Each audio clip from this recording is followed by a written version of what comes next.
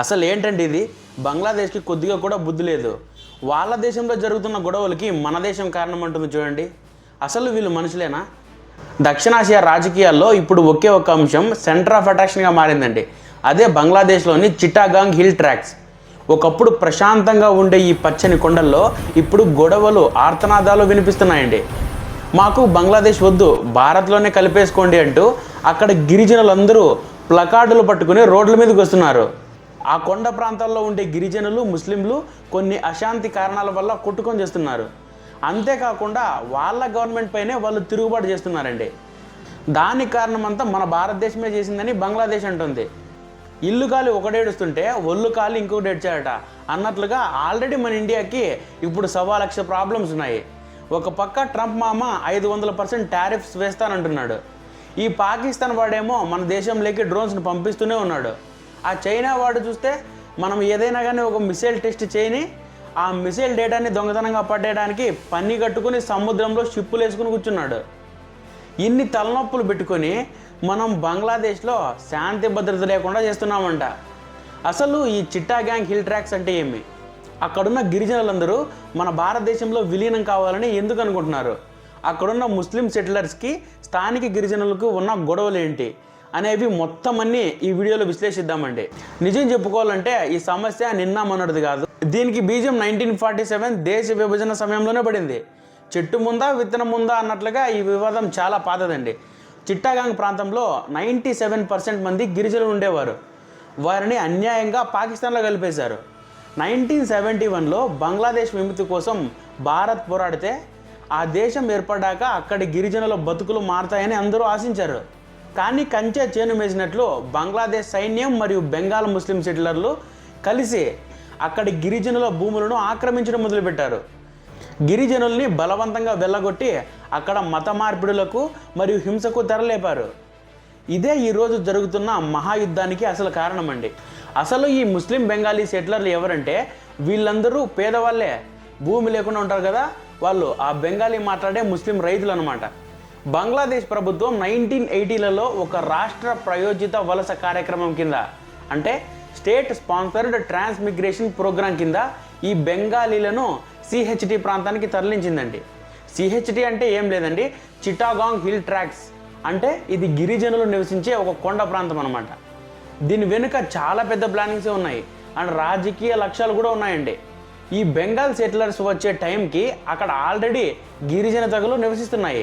వాళ్ళలో ముఖ్యంగా చక్మా, మార్మా, త్రిపుర అనే 3 ముఖ్యమైన తెగలు ఉన్నాయి. 1947లో వీళ్ళ జనాభా అక్కడ 97% ఉండేది. ఆల్మోస్ట్ వీళ్ళందరూ హిందూ, బౌద్ధ మతాన్ని అనుసరిస్తారండి. అప్పుడు ఆ గిరిజన తెగల మధ్యలో బంగ్లాదేశ్ ప్రభుత్వం ఈ బెంగాలీ ముస్లిం సెటిలర్స్ని పెట్టింది. ఇక్కడి నుంచి అసలు సమస్య స్టార్ట్ అయింది.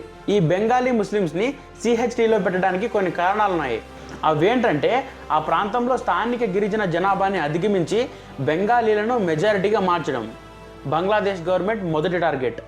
1947లో సిహెచ్టి జనాభాలో గిరిజనులు 98% ఉండగా ఈ వలసల తర్వాత బెంగాలీ జనాభా సగానికి పైగా పెరిగింది. అంటే గిరిజన జనాభాలో ఈ బెంగాలీ ముస్లిం జనాభాని పెంచడం వల్ల ఏదైనా అక్కడ రాజకీయంగా వివాదం వస్తే అక్కడ స్థానిక గిరిజనులు ప్రతిఘటన చేయకుండా అణిచివేయాలనే ఒక ఉద్దేశం కూడా ఉందండి. సిహెచ్డిలో చాలా భూమి సాగుకు అనువుగా లేదని, ఆ భూమిని ఉపయోగించుకోవడానికి బెంగాలీ రైతులను పంపడం అవసరమని ప్రభుత్వం వాదించింది.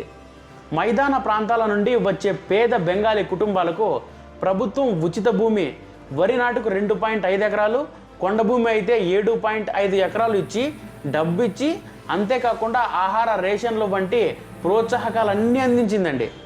సెటిలర్లకు రక్షణ కల్పించడానికి గిరిజన మిలిటెంట్ గ్రూపులైన శాంతి బాహినీపై ఎదురుదాడి చేయడానికి బంగ్లాదేశ్ సైన్యాన్ని భారీగా మోహరించింది. ఈ సెటిలర్లను హ్యూమన్ షీల్డ్స్గా ఉపయోగించుకున్నారు. సో గిరిజనుల భూమిని వీళ్ళందరికీ ఇస్తుంటే ఆ స్థానిక గిరిజనులు తమ ప్రత్యేక వారసత్వం, భాష మరియు పూర్వీకుల భూములను పరిరక్షించుకోవడానికి దశాబ్దాలుగా పోరాటం చేస్తూనే ఉన్నారు. ఇది బెంగాలీ సెటిలర్లతో ఘర్షణలకు ప్రధాన కారణం. 2024 నుంచి షేక్ హసీనా ప్రభుత్వం పడిపోయిన తర్వాత బంగ్లాదేశ్లో అరాచక శక్తులు హెచ్చుమీరిపోయాయి.